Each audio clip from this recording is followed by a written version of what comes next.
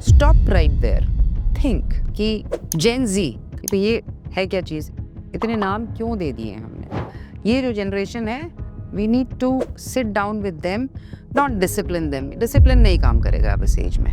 अब जो काम करेगा वो है बच्चे को किसी भी तरह की लर्निंग से पहले पेरेंट के साथ एक इमोशनल कनेक्ट बनाना सबसे ज़्यादा फ़ायदा करता है। बेसिकली बच्चे कंफ्यूज हैं कि हम अपने इमोशन को संभालें कैसे। हमारी प्रॉब्लम ये है कि हम इतने इमोशनली कंफ्यूज हैं कि इन बच्चों को पालें कैसे। अगर ये ऐसा बिहेव कर रहा है तो यहाँ पर मैं ऐसा क्या करूँ कि ये बच्चा ना मुझसे थोड़ी सी बातें करने लगे। हमारी जो जनरेशन है थोड़ी स्लो है, हम भले बड़े ही अलग तरह से थे। हमको ये समझना पड़ेगा, डरपोक बना दिया हमने बच्चे को, उसका कॉन्फिडेंस, आत्मविश्वास धीरे धीरे तोड़ते गए हम। एक और इमोशनल डिस्कनेक्ट, और लास्ट में बच्चा ये सोचेगा मुझे सीखना ही नहीं कुछ। जेन जी बड़ा कॉमन सा वर्ड है ना, हम देखते रहते हैं, सुनते रहते हैं। हम खुद पेरेंट्स और टीचर्स इंस्टाग्राम पे देखते हैं ना, जेन जी, ये जनरेशन, वो जनरेशन। मैं भी बहुत कंफ्यूज रहती हूँ। All parents and teachers feel that ये है क्या चीज़, इतने नाम क्यों दे दिए हैं हमने। आज बात करते हैं इनके बारे में। थोड़ा पढ़ा मैंने तो मुझे ये पता चला कि 1997 से 2012 तक जो जनरेशन है उसको जेन ज़ी कहा जाता है। देखिए ये लोग हमसे तो काफ़ी स्मार्ट है ना? They are technically more informed. खटाखट फ़ोन यूज़ कर लेते हैं, वही चैट जीपीटी चला लेंगे, कुछ भी कर लेते हैं। They are very sound in doing all this. But we are not like this. हमारी जो जनरेशन है थोड़ी स्लो है, हम भले बड़े ही अलग तरह से थे। तो ऐसा क्या है कि in spite of being so smart and talented, ये जो जनरेशन है फील्स वेरी वीक इमोशनली। मतलब आप देखिए, ये हर छोटे से प्रेशर में कुछ भी हो जाए दे क्रम्बल। इनको सपोर्ट चाहिए होता है, इनको बहुत सारा सहलाना कहते हैं ना हिंदी में जिसे, कि भाई इनकी जो रिक्वायरमेंट्स है, इमोशनल रिक्वायरमेंट्स, वो हमको दिखती नहीं है। दैट इज़ वेयर आज का जो टॉपिक हम उठाएँगे, द इमोशनल करेक्शन या फिर इमोशनल कंट्रोल। क्या चीज़ ज़्यादा ज़रूरी है इस जनरेशन के लिए? नमस्कार, doctor Sumita Giri here. Interesting topic उठाते हैं आज। नन्हा सा टॉपिक है, उन पेरेंट्स और टीचर्स के लिए है जो स्ट्रगल करते हैं। भई रोज़मर्रा में घर में बड़ी चिक-चिक सी हो रही होती है, बच्चा सुन नहीं रहा है, चला गया है, लेट पार्टी से आ रहा है, मान नहीं रहा है। होता है ना? कई घरों में होता है। हमारा मूड ऑफ हो जाता है, हस्बैंड वाइफ में लड़ाई हो जाती है। इसके बारे में मैंने बहुत सारे पुराने वीडियोज़ में भी बताया है। देखिएगा, काफ़ी इंटरेस्टिंग से कॉन्सेप्ट्स हैं। ये जो जनरेशन है, इसको ना हमें समझना पड़ेगा। We need to sit down with them, not discipline them. Discipline नहीं काम करेगा अब इस एज में। अब जो काम करेगा वो है कन्वर्सेशंस, बातें। ये जो बातें हम एक-दूसरे से करते हैं, ये जो बातें मैं आपसे कर रही हूँ या समझाने की कोशिश कर रही हूँ या खुद भी समझ रही हूँ, this is exactly what is needed when we need to speak to this generation.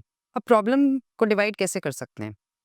मैंने एक आसान सा तरीका सोचा कि देखिए, बच्चों के साथ क्या होता है, इमोशनल इमैच्योरिटी। बेसिकली बच्चे कंफ्यूज हैं कि हम अपने इमोशन को संभालें कैसे। और हम पेरेंट्स और टीचर्स की क्या प्रॉब्लम है? हमारी प्रॉब्लम ये है कि हम इतने इमोशनली कंफ्यूज हैं कि इन बच्चों को पालें कैसे। सो बेसिकली वो भी स्ट्रगल कर रहे हैं और हम भी स्ट्रगल कर रहे हैं। तो the main core of this connection is emotions. कहाँ से आएंगे ये इमोशंस? इमोशंस आएंगे बातों से, हमारे उनकी तरफ बर्ताव से। ये बहुत ज़रूरी होता है। ये जो जनरेशन है ना, मैंने ऑब्जर्व किया है, ये बात करना चाहते हैं हमसे। हम थोड़ा-सा जजमेंटल हो जाते हैं। कई बार हो जाते हैं देखिए, थोड़ी गलती हमें अपनी माननी चाहिए। हर बार तो नहीं, हर पेरेंट के लिए नहीं कहूँगी, लेकिन कई बार मैं खुद भी हो जाती हूँ, स्ट्रेट अवे अ, तुम तो ऐसे ही हो, यू नो तुम्हारा तो यही होना था। लॉट ऑफ थिंग्स वी से जो हमें कहनी नहीं चाहिए। तो शायद अगर कहीं हम थोड़ा-सा अपना माइंडसेट में शिफ्ट लाएँ ना, व्हेन वी स्टॉप और थोड़ा-सा हम फोकस करें कि हम कह क्या रहे हैं, दैट इज़ व्हेन हमारा ये इमोशनल कनेक्शन की वायरिंग जुड़ेगी। डॉक्टर डैनियल सीगल की एक बड़ी अच्छी किताब है on neuroscience, the yes brain child. बड़ी इंटरेस्टिंग बुक किताब है, आप हो सके तो कभी पढ़िएगा ज़रूर। मुझे उसमें बहुत अच्छे कॉन्सेप्ट्स मिले। उसमें एक कॉन्सेप्ट है कि एनीथिंग, बच्चे को लर्निंग से पहले, बच्चे को किसी भी तरह की लर्निंग से पहले पेरेंट के साथ या टीचर के साथ एक इमोशनल कनेक्ट बनाना सबसे ज़्यादा फ़ायदा करता है। When we do this, what happens is हम उसको पुश नहीं कर रहे हैं, भाई तुम ये करो, तुम वो करो। उस एज में तो वैसे भी वो सुनने नहीं वाले हैं, राइट? बिकॉज़ उनको लगता है हम बड़े हो गए, आइडेंटिटी हमारी बन चुकी है, ये पता नहीं क्यों हमें इतना बोले जा रहे हैं, क्या कर रहे हैं and why are they so interfering? होता है ना कि हर चीज़ में आप जाइए, कमरे से बाहर जाइए, क्यों आए हैं? दोस्त से बात करनी है। ये सारी चीज़ें उन्हें पसंद नहीं आती हैं। और हम क्या करते हैं, तुम मेरी सुन क्यों नहीं रहे हो? ऐसा थोड़ी होता है। होता है ना? हम कई बार ऐसा करते हैं ना and then we feel bad, थोड़ी हमारी ईगो हर्ट होती है।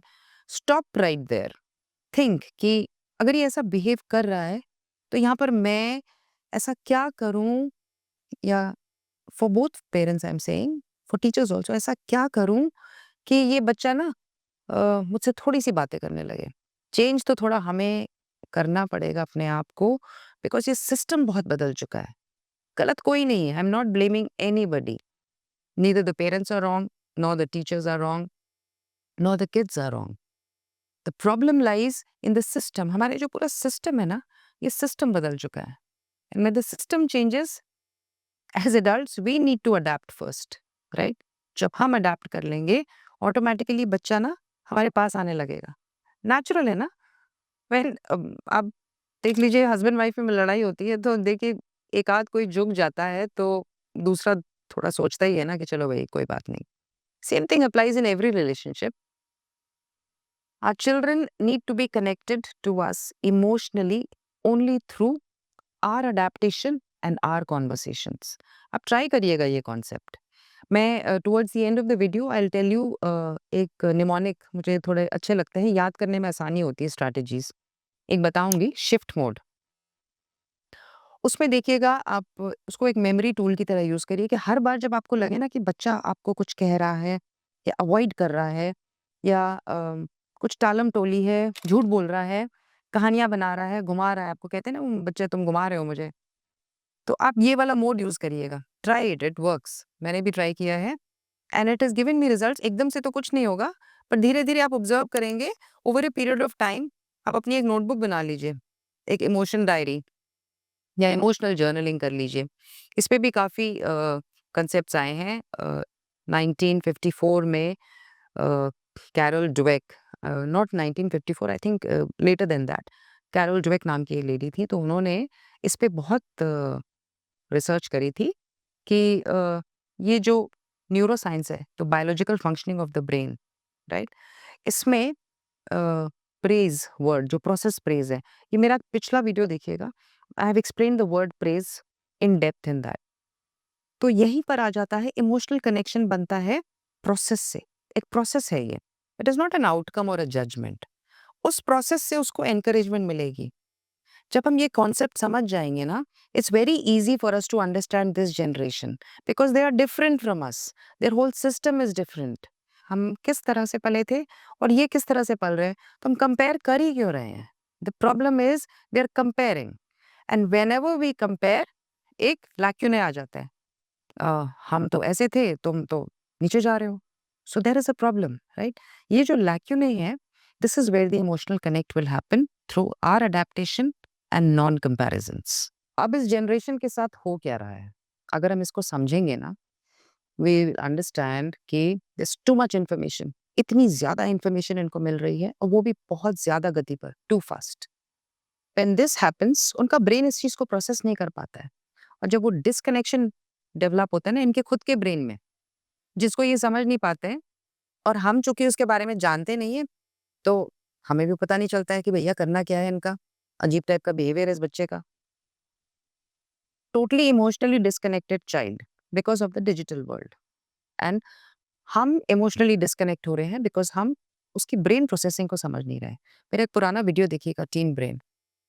उसमें डिटेल में मैंने समझाने की कोशिश करी, how we can connect with different age groups. एक बार हमें वो समझ में आ जाएगा ना, so this this problem can be reduced a little bit. और ये प्रॉब्लम रिड्यूस कैसे होगी? बेसिकली क्या हो रहा होता है, जैसे मैंने पहले आपको बताया, डॉक्टर डैनियल की जो बुक्स हैं उसमें लिखा गया है, learning learning will always come later. जबरदस्ती डिसिप्लिन थोपना, ये सीखना वो सीखना, नहीं फर्क पड़ेगा इस जनरेशन को। Connect with them emotionally, control them emotionally. पहले आप कनेक्ट करिए, उसके बाद वो ऑटोमेटिकली कंट्रोल होने लगेंगे आपसे। यहीं से एक कॉन्सेप्ट आता है, सोशल कंपैरिजन थ्योरी। ये 1954 में दिया था लियोन फेस्टिंगर ने। ये थ्योरी क्या चीज़ है? मैंने ये वर्ड इसलिए पिकअप किया है कंपैरिजन, बिकॉज़ मुझे लगा कि ये जो इमोशनल कनेक्ट है ना, ये कंपैरिजन वर्ड से बहुत क्लोज़ली रिलेटेड है। कैसे रिलेटेड है? थोड़ा-सा समझेंगे हम इसको। बच्चा देखिए खुद को कंपेयर कर रहा है अपने पीयर्स से, अपने दोस्तों से, बहुत सारे और लोगों से ना आस-पास जो होते हैं उसके, थ्रू डिजिटल मीडिया। तो बड़ी हीन, कई बार they feel very good, but कई बार है ना उनमें एक अजीब-सा डर समाने लगता है। अपने आप को उनमें एक हीन भावना जागने लगती है। उनको लगता है कि देखो बढ़िया लग रहा है, कपड़े अच्छे हैं, बहुत सारी चीज़ें वो हमको कहते नहीं हैं। और हम क्या करते हैं, हम कंपैरिज़न को कैसे यूज़ करते हैं? हम ऐसे यूज़ करते हैं कि देखो तुम्हारे भई चाचा जी या मामा जी की जो बेटी है, सब चीज़ में बढ़िया करती है। पेंटिंग कॉम्पिटिशन में भी पहल फर्स्ट आई है, एथलेटिक्स में भी अच्छी है, पढ़ाई भी ब बहुत अच्छा कर रही है। तुम्हारे जो दोस्तों को देखो, यू नो फटाफट ये कंप्लीट कर लेते हैं, इनका तो सिलेबस वगैरह कितनी सारी चीज़ें हैं ना, they are so good in everything. क्या किया हमने बच्चे को? ये जो जेन ज़ी है, ये कंपैरिज़न से बहुत डरती है। इनको बहुत डर लगता है कि भई ये मेरे माँ-बाप, टीचर ना कुछ तो ऐसा उल्टा-सीधा बोल देंगे कि उसको देख लो, इसको देख लो, होता है ना? एग्ज़ैक्टली यही चीज़ हमें बंद करनी है। क्यों कर रहे हैं हम ये? क्या ज़रूरत है इसको करने की? इसको दूसरी तरह से भी तो कंपेयर किया जा सकता है ना। उसको हम ये भी तो कह सकते हैं ना कि बेटा फैंटास्टिक, तुम तो बढ़िया हो भैया, कल तुमने फ़ोन ज़रा 1 घंटा कम इस्तेमाल किया और आज 1 घंटा 10 मिनट कम इस्तेमाल किया। ये भी तो एक कंपैरिज़न का तरीका है। आज तो तुम थोड़ा-सा जल्दी आ गए हो घर पर, आज तुमने पढ़ाई भी थोड़ी बढ़िया से करी, आज दिखाया भी है मुझे। तो जैसे मैं हमेशा कहती हूँ ना कि आप डिफरेंट एज ग्रुप्स में डिवाइड करिए, मुझे बहुत अच्छा लगता है इस कांसेप्ट को अप्लाई करना। 0 टू 7, 7 टू 12, उसके बाद टीन्स में आ जाइए, 13 से 19, उसके बाद 19 से 30। इस कांसेप्ट को जब हम डिवाइड करते हैं ना, तो कंपैरिज़न का जो टूल है कि जिसके बारे में मैं आपको वीडियो के एंड में बताऊँगी, ये जो शब्द है, उसके हर अक्षर का जो मीनिंग है, मेरे वीडियो के अंत तक ज़रूर चलिएगा मेरे साथ। वहाँ पर आपको अच्छी तरह समझ में आ जाए कि भैया मैं इस चीज़ को यूज़ कैसे करूँ। कंपैरिज़न से हम इमोशनली कनेक्ट कर सकते हैं अपने बच्चे के साथ, और जब हम इमोशनली कनेक्ट करते हैं तो बेसिकली अडैप्टेशन हमने करी, क्योंकि अब हम दुनिया नहीं बदल सकते उनकी। ये डिजिटल मीडिया का जो पूरा जाल फैला हुआ है, we can never change that, right? तो what we can change is, हम इस राह को ऐसा कैसा बनाएँ कि हमें वो जो उपाय मिले, जो भी सॉल्यूशन मिले, उससे हमारे को फ़ायदा हो। हमारा जो रिलेशनशिप इस बच्चे से बन रहा है, उसमें हमको काफ़ी फ़ायदा मिले। सबसे पहले एक चीज़ नोटिस करिएगा, जब भी आप कंपेयर करेंगे ना अपने बच्चे को, शक्लें बन जाती हैं उनकी, बनती हैं ना, और या तो वो इधर-उधर टालम-टोली करेंगे या फिर they will start avoiding you. ये इसलिए होता है, एमिग्डाला और प्रीफ्रंटल कॉर्टेक्स। मेरे पिछले वीडियो में ज़रूर जाइएगा। Amygdala emotional brain, prefrontal cortex logical या थिंकिंग ब्रेन। एमिग्डाला ऐसा सुपर एक्टिवेट होता है कि भैया मुझे तो बात ही नहीं करनी है इनसे। जब देखो तब कुछ ना कुछ उल्टा-सीधा ही बोलते रहते हैं। प्रीफ्रंटल कॉर्टेक्स शट डाउन, सोचना ही नहीं है मुझे इस बारे में, मैं क्यों सोचूँ? वैसे भी नेगेटिव ही बोलेंगे मुझे, है ना?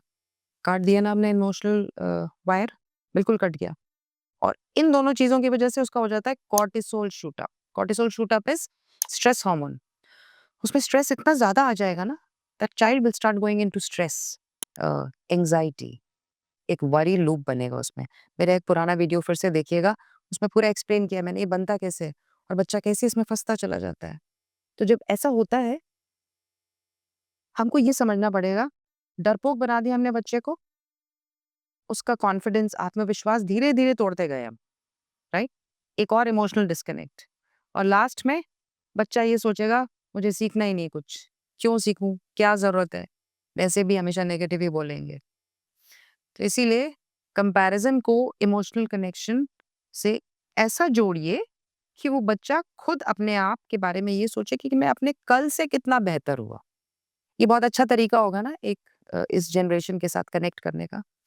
मुझे बताइएगा कमेंट बॉक्स में, आप क्या सोचते हैं कि आप किस तरह से कनेक्ट करना चाहेंगे अपने बच्चे से through comparison? Do you want to make it constructive और do you want to make it destructive? Constructive comparison कैसे होगा? कंपैरिज़न 2 तरह के हो सकते हैं। इमोशनल कनेक्ट बनाने के लिए मैं आपको इस शब्द को समझा रही हूँ। कंपैरिज़न या तो पॉज़िटिव होगा या नेगेटिव होगा, राइट? उसके बाद आप ये भी कर सकते हैं, उसको अगर पॉजिटिव रख रहे हैं तो that is also known as constructive comparison and negative is destructive comparison. Positive का तो हम जानते ही हैं, ऑब्वियसली कोई भी अच्छी चीज़ हम करेंगे बच्चे के साथ, तो कनेक्शन तो बनेगा ही बनेगा। डिस्ट्रक्टिव का कॉन्सेप्ट है जो हमको समझना पड़ेगा। डिस्ट्रक्टिव में क्या होता है, हम हर बार जब अपने बच्चे को कुछ भी समझाने की कोशिश करते हैं ना, हम सीधा आउटकम, तुमने ये कर दिया, ये तो तुमसे गलत हो गया, अब वो भैया वहाँ तक पहुँचा कैसे ये तो हमने देखा नहीं। आप पिछला वीडियो देखिएगा मेरा प्रोसेस प्रेज़, उसमें ये मैंने अच्छे से समझाया है कि आप कैसे इस चीज़ को यूज़ कर सकते हैं अपने बेनिफिट के लिए, अपनी पेरेंटिंग और डायनामिक बनाने के लिए। जैसे ही कंपैरिज़न आप डिस्ट्रक्टिव करेंगे, आपकी पर्सनैलिटी, आपके बच्चे की पर्सनैलिटी में 4 चीज़ों का फ़र्क आएगा। फर्स्ट, बच्चा आपका बनेगा पीपल प्लीज़र। वो कहते हैं ना, मैं ये तो हर किसी को मक्खन मारता रहता है। वो हर चीज़ करेगा जिससे लोग खुश हों, ना कि उसका मन कर रहा हो। क्योंकि आपने हमेशा उसको कंपेयर किया है। वो इमोशनल कनेक्ट कभी बन ही नहीं पाया है, वो पावर उसके अंदर कभी आई ही नहीं। Next, approval seeking. हर काम में वो इधर-उधर जाएगा कि भई थोड़ी मेरी प्रशंसा कर दो, ठीक किया है, नहीं किया है। तीसरी चीज़ क्या होगी, ही और she will become a very fearful adult, है ना? डर लगेगा उसको क्योंकि उसके दिमाग में शुरू से ये जो अ, कॉन्सेप्ट हमने घुसाया हुआ है ना, इमोशनल डिस्कनेक्शन का थ्रू कंपैरिज़न। और चौथी चीज़ होगी, बच्चा परफेक्शनिस्ट। हर चीज़ में ना उसको परफेक्शन चाहिए। भैया ये काम करूँ तो एकदम परफेक्शन, वो काम करूँ तो एकदम परफेक्शन। अ, मेरे तो पेरेंट्स ने मुझे यही सिखाया था। ये भी एक इमोशनल डिस्कनेक्शन का तरीका होता है। करने दीजिए ना उसको जैसा भी कर रहा है। ये मैं आपको स्ट्रैटेजीज़ इसलिए बता रही हूँ डिस्ट्रक्टिव कंपैरिज़न की, क्योंकि इस कॉन्सेप्ट को ना काफ़ी रिसर्च स्टडीज़ में जोड़ा गया है with the personality of the child at a later date. तो जब ये जेन ज़ी है, बेसिकली ये कंपैरिज़न में बहुत आ जाती है through our relationship with them as teachers and parents and through their own digital world. क्योंकि जैसा मैंने शुरुआत में कहा था, अगर आप मेरे वीडियो में पीछे जाएँगे कि जो कंपैरिज़न वर्ड है, इसका जो पूरा ब्रेकडाउन है, दैट विल एक्सप्लेन कि how you should change your parenting style, कि आप समझ पाएँ इस बच्चे के दिमाग में क्या चल रहा है। जिस दिन आप ये समझ जाएँगे, कई बार समझेंगे, कई बार नहीं समझेंगे, हम लोग भी बहुत फेल होते हैं अपने इस पेरेंटिंग की जर्नी में। लेकिन जब आप समझ जाएँगे ना, तो बहुत ईज़ी रहेगा आपको कि आपका रिस्पॉन्स बहुत रिएक्शनरी नहीं रहेगा। It will be very conducive response, मतलब कि जागरूक आपका रिस्पॉन्स या आंसर रहेगा, जिससे बच्चा ना बार-बार आपके पास वापस आने लगेगा। और लास्ट में हम देखते हैं कि इमोशनल कनेक्शन बच्चे से बनाने के लिए 4 स्ट्रैटेजीज़ आपको बताना चाहूँगी फॉर एनी एज ग्रुप। जैसे मैं हमेशा डिवाइड करती हूँ, applies to any age group. You start a comparison detox, मतलब आप हफ्ते भर के लिए अपने घर में अपने बच्चे को, सिबलिंग को एक दूसरे से कंपेयर मत करिए, किसी बाहर वाली दोस्त से कंपेयर मत करिए, किसी भी रिश्तेदार या अपने किसी फ्रेंड के बच्चे से कंपेयर मत करिए। ठीक है? This is known as comparison detox. Try it for 1 week. एक बार हफ्ते भर ट्राई करिए, फिर 10 दिन ट्राई करिए, कीप ट्राइंग इट, महीना भर ट्राई करिए। उसके बाद क्या करिए, आप एक बनाइए प्रोग्रेस जर्नल। इसी कंपैरिजन डिटॉक्स से when you make a progress journal, what happens is, आप उसको लिखना शुरू करिए कि भाई पहले हफ्ते मैंने ना ये 2 चीज़ें नहीं करी। एज़ पेरेंट हम लिखेंगे ना, पूरा पन्ना मत भरिए, 2-3 पॉइंट्स लिख लीजिए। उसके बाद आपको पता चलेगा कि मेरे बच्चे में चेंजेस क्या आ रहे हैं। आप ये चाहें तो अपने बच्चे को भी दे सकते हैं, वैसे तो वो करेंगे नहीं, इस उम्र में वो थोड़ा कम ही सुनते हैं। So it is better that we start. What we should do is, when you write this progress journal, you can go back कि हफ्ता पहले मैंने अपने बच्चे में ये चीज़ बोली थी तो उसका रिएक्शन कैसा था, और 10 दिन बाद मैं ये चीज़ कह रहा हूँ तो उसका रिएक्शन कैसा है। धीरे-धीरे फ़र्क आएगा। मैंने ट्राई किया अपने काफ़ी सारे स्टूडेंट्स पर, बच्चों पर कॉलेज में, तो मुझे लगा है कि बहुत फ़र्क आया है। वो आके मुझसे बातें करने लगे हैं। अच्छा लगता है मुझे when I am able to tell you these strategies. उसके बाद आइए प्रोसेस प्रेज़ पर। फिर मेरे पुराने कुछ वीडियोज़ देखिएगा on words. You can also suggest me some more words जिसमें मैं और अच्छे से बताऊँ। तो जब प्रोसेस प्रेज़ पे वापस आते हैं ना, तो इसमें देखिए हर चीज़ की ना प्रोसेस पे ज़्यादा ध्यान दीजिए। जब आप प्रोसेस पे ज़्यादा ध्यान देंगे, द चाइल्ड विल फ़ील कि भैया ये जो मेरी जर्नी है ना, इसकी इम्पोर्टेंस, इसकी जो महत्वता है वो ज़्यादा है, रादर दैन कि एंड रिज़ल्ट जो मुझे मिल रहा है या मेरे पेरेंट्स को दिख रहा है। तो वो हमसे ज़्यादा कनेक्ट होते हैं। और लास्ट में एक टीचर्स के लिए टिप कहना चाहूँगी, हम टीचर्स की आदत होती है, you know, the first thing we do is class में जाते हैं ना जब नंबर वगैरह देते हैं, आंसर शीट्स आती हैं, सो वी से दैट ये फर्स्ट, सेकंड, थर्ड कई टीचर्स करते हैं ऐसे। थोड़ा बदलाव हम उसमें ला सकते हैं। Let us start with the last child. When you start with the last child, you know, wow fantastic you have done, तुमने तो बहुत ही बढ़िया किया, बहुत ही अच्छा किया है। पिछली बार से तो तुम इतने अच्छे नंबर ले आए हो। देखिए उस बच्चे को कितना अच्छा लगेगा, because we started with somebody who was at the bottom, right? First वाला तो चलिए ठीक अच्छा है ही, पर अब हम इसको कैसे उठाएँ? ये भी एक कंपैरिज़न का कॉन्सेप्ट होता है। ये सब सोशल कंपैरिज़न थ्योरीज़ होती हैं, जिसके बारे में हम और डिटेल में बात करेंगे। मेरी वेबसाइट पर जाइएगा, वहाँ पर मैंने वर्कशीट्स अपलोड करी हैं और बहुत सारे आर्टिकल्स भी हैं, जिसको आप रेफ़र कर सकते हैं, जिससे आपको खुद पता चलेगा कि इन कॉन्सेप्ट को हम अपनी पेरेंटिंग में कैसे लाएँ। बड़े साइंटिफिक कॉन्सेप्ट्स हैं, बड़े प्रैक्टिकल, ईज़ी एंड बच्चा बहुत कनेक्टेड फ़ील करेगा when you try these things on your child. तो टीचर्स के लिए आखिरी में ये है स्ट्रैटेजी कि please don't compare the child with each other, start with the child who has, ये मेरा कॉन्सेप्ट है, everybody has different ways of dealing with it. हर कोई अपनी जगह सही है, मुझे ये बहुत मज़ेदार लगता है क्योंकि मुझे लगता है वो बच्चा बहुत खुश हो जाता है। एंड उसके बाद जब आप मिडल में आए, तो हर बच्चे को उसके पिछले से कंपेयर करिए, है ना? उसके बीते हुए कल से कंपेयर करिए, कि पिछली बार के टेस्ट से तुम कितना अच्छा नंबर लाए और उसके बाद लास्ट में फर्स्ट वाले पर आइए, ऑब्वियसली वो तो अच्छा ही है बच्चा, तो that child can also be told a lot of things. तो मुझे लगता है ये जो लैडर हम नीचे से ऊपर ले जाते हैं ना कंपैरिज़न की, हम हर बच्चे से कनेक्ट कर पाते हैं। इस कांसेप्ट को स्कूल्स, कॉलेजेस बहुत जगह ट्राई किया जा सकता है। बहुत लोग करते भी हैं, मैंने भी ये धीरे-धीरे सीखा, तो मुझे बहुत मज़ा आया कि बच्चे मेरे पास आकर मुझसे बातें करने लगे। तो घर पे भी हम ये चीज़ ट्राई कर सकते हैं, why compare our children? Why can't we connect with them at different levels? तो आज मैं चाहूँगी कि आप मुझे कमेंट बॉक्स में ज़रूर लिखकर बताएँ, आपने आज ऐसी कौन-सी चीज़ बदली अपने बोलने में, अपने कहने में, जिससे आपके बच्चे को लगा कि वो कंपेयर किसी और से नहीं, खुद से किया जा रहा है। क्योंकि कंपैरिज़न एक ऐसा चाकू है, अगर सही हाथ में मिल जाए, तो सब्जियाँ काटेगा और अगर गलत हाथ में दे दिया जाए, तो वो उँगलियाँ काटेगा। मुझसे ज़रूर कनेक्ट करें थ्रू माय वेबसाइट, बहुत सारी इनसाइट्स और इन्फॉर्मेशन आपको मिलेंगी। मेरे से one to one counselling sessions भी आप अटेंड कर सकते हैं, where I would love to help you all. बहुत सारे वर्ड्स भी आप मुझे सजेस्ट कर सकते हैं, जो हम पेरेंटिंग की दुनिया में यूज़ करें और बहुत इंटरेस्टिंग बनाएँ इसे। और मुझे डायरेक्टली भी मैसेज कर सकते हैं through the links given in the description box, my Google link and my email ID. Thank you so much for listening to me. ओम नमः शिवाय।